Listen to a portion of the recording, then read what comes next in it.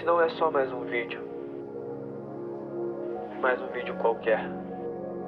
Esse é um lembrete para os meus dias difíceis. Que eu nunca deixe o medo de fracassar falar mais alto do que a vontade de vencer. Que ele seja engolido por ela. E que eu entenda que a autocobrança é algo bom, mas tudo em excesso se torna ruim.